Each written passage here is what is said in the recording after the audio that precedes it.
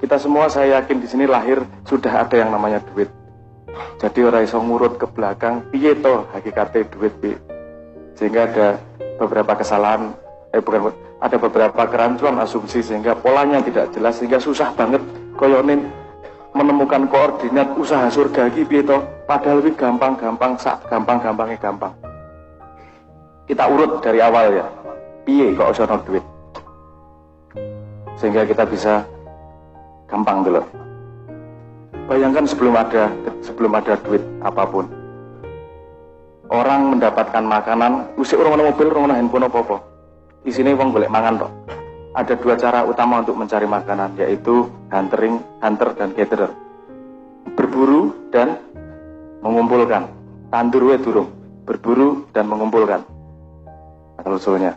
Terus kalau berburu, satu keluarga berburu, kadang-kadang ada sisa makanan. Betul nggak? Disimpan ora cukup, disimpan terbuang. Kalau dimakan nggak habis, keburu busuk. Jadi ada sisa. Apa yang dilakukan dengan sisa tersebut? Daripada terbuang, diberikan kepada tetangganya. Tetangganya senang ora? Senang. Harapan dia memberi adalah nanti kalau ketika tetangganya punya kelebihan, gantian dikasih. Gitu ya ceritanya. Tapi itu bisa dijamin nggak? Durung tentu loh. Urusannya waktu kok. Yo nek kayak aku, nek ora. Yo nek kelingan, nek ora. Jadi ada jarak antara timbal baliknya itu ada jarak. Kemudian tumbuhlah yang namanya barter.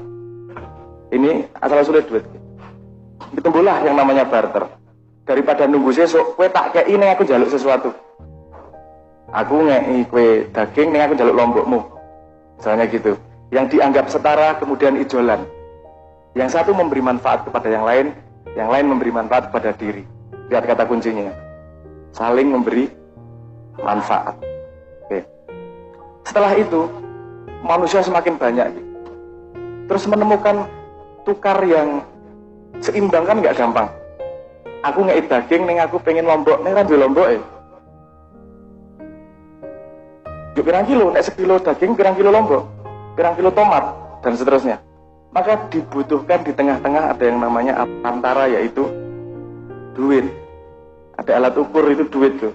Aku sak ini, duitnya sak ini. Duit itu bisa untuk ditukarkan tempat yang lain. Jadi ini jembatan untuk manfaat tersebut. Jadi sebenarnya duit apa? Alat ukur manfaatmu terhadap orang lain. Kunci utamanya. Fungsi uang adalah alat ukur manfaatmu terhadap orang lain. Karena dia fungsinya jadi jembatan itu tadi.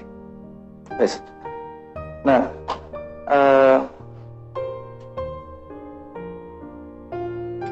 masalahnya kemudian gini. Kemudian itu disistemkan dengan jadi yang namanya kapitalis. Sebuah sistem kapitalisme. Jadi idenya begini, kalau kamu tidak punya manfaat kepada society, kepada masyarakat, kamu tidak bisa mendapatkan duit dan kamu tidak bisa hidup. Jadi untuk kamu hidup, kamu harus bermanfaat untuk orang lain. Tapi apa lagi kira-kira? Karena semua orang dipaksa untuk bermanfaat. Asal usulnya seperti itu. Tapi kemudian terjadi pergeseran.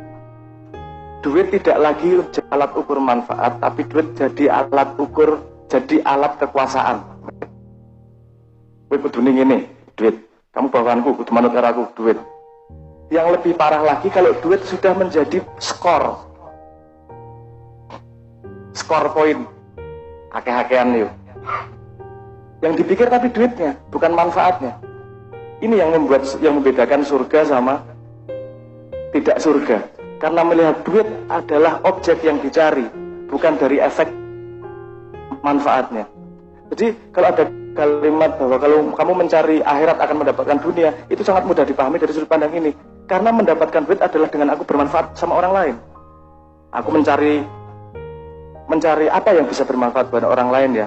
Lihat, misalnya gini, vacuum cleaner, contohnya ya, vacuum cleaner kan orang nggak ada ada sapu wis ora wong ra mbayangke vacuum cleaner kok tadinya.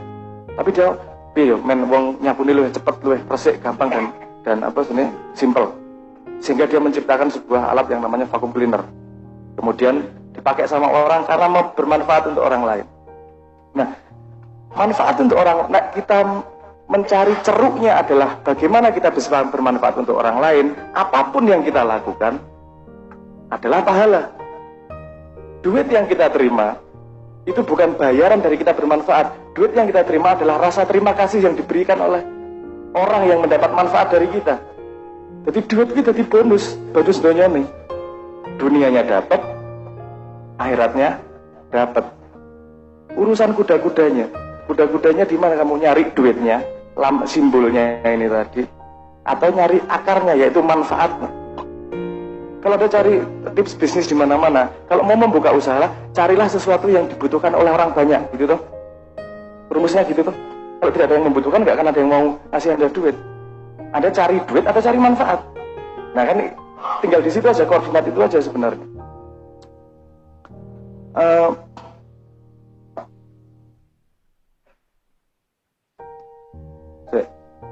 Sampai poin itu paham ya? Aku nunggu catatan ki malah mumet deh ngomongnya ki. Jadi kecantol-cantol ya, karena pengen terstruktur tapi malah kecantol-cantol. Tapi posisi itu paham ya? Membuat manfaat buat orang lain, caranya iso macam-macam, iso dodolan barang itu tadi dengan jasa. Sedekah adalah salah satu cara untuk bermanfaat untuk orang lain, tapi bukan hanya satu-satunya cara. Sangat banyak cara untuk bisa bermanfaat untuk orang lain. Kalau kuncinya, jadi misalnya saya kemudian, kalau setelah tahu kunci itu, kemudian kita melihat sekarang penduduk manusia sekarang dari data 2017 itu 7,53 miliar. Kalau makhluknya udah segini banyak, dan kebanyakan manusia memikirkan duit sebagai skor, banyak-banyakan, kemudian akan mencari segala cara untuk bisa mendapatkan duit itu sebanyak-banyaknya. Itu jadi masalah.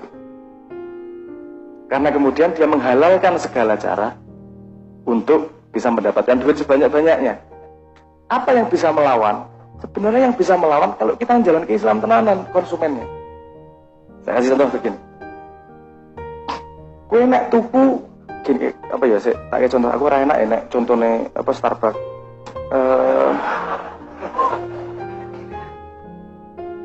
Ini contoh ya, bukan aku setuju atau tidak setuju ya. Aku kelingannya Starbucks wae kok. Gini, semua usaha itu butuh konsumen. Konsumen itu yang mendapatkan manfaat dari usaha tersebut. Misalnya gini, Starbucks pernah rame-rame di Twitter disuruh boykot karena mendukung LGBT. Gitu loh. Sehingga dia harus menjaga akhlaknya. Dalam tanda petik ya, saya ini bukan urusan setuju tidak setuju dengan LGBT, tapi petanya ini, yang saya ceritakan adalah petanya. Dosen Starbucks dianggap mendukung LGBT yang tidak disetujui oleh cara pandang Indonesia, sehingga banyak orang mengajak memboikot Starbucks.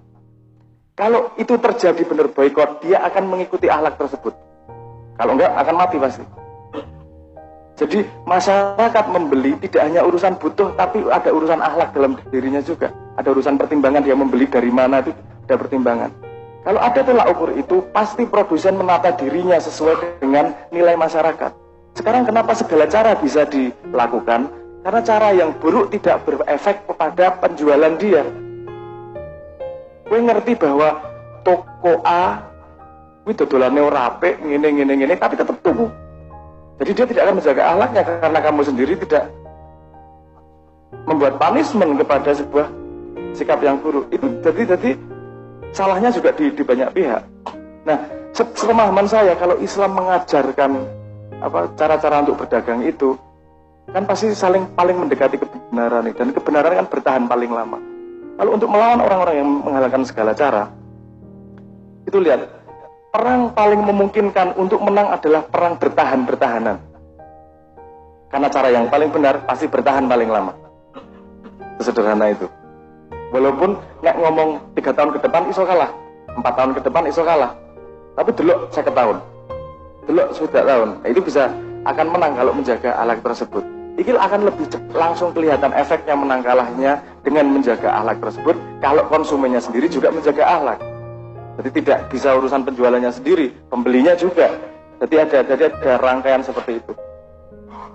Dan kalau Al-Quran mengajak kita untuk menjadi manusia yang bermanfaat, berlomba-lombalah,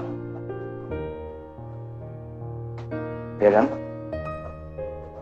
Ya, aku sampean wes ngomong gue kan agak dari biaya aku. Karena jadi kalimat berlombalah untuk bermanfaat itu ngajak gue dari sugih ora kira-kira. Semakin banyak manfaatmu kepada orang lain, semakin banyak duitmu, betul nggak? Dan yang tidak difahami adalah kita mikirnya satu langkah. Kadang-kadang kita lupa, ketika uang datang, itu adalah potensi untuk membuat manfaat yang lebih besar lagi. Ketika manfaat lebih besar lagi, akan mendapatkan yang lebih besar. Mikirnya bagaimana dengan potensi uang ini untuk membuat manfaat yang lebih besar. Sederhana kok mikirnya. Ketika berusaha, itu adalah memberi manfaat. Duduk golek duit. Duit adalah tolak ukur, efek sampingnya dari memberi manfaat tersebut. Kalau ternyata duit yang diberikan tidak sesuai dengan kemanfaatanmu, golek yang sesuai karo kowe. Menurutmu seberapa itu kemanfaatan dari dirimu? Sesederhana itu. Jadi ekonomi sama sekali menurut saya asalnya tidak masalah. Tapi kemudian karena begitu banyak orang, terjadilah strategi-strategi, terjadilah permainan-permainan untuk mengumpulkan uang. Bukan untuk lomba saling bermanfaat. Itu akar dari masalah kenapa ekonomi kemudian menjadi rancu ngelihatnya. Paling itu aja yang saya dekonstruksi tentang sudut pandang duit itu sendiri. Monggo dilanjutkan dengan tanya jawab. Matur nuwun. Assalamualaikum warahmatullahi wabarakatuh.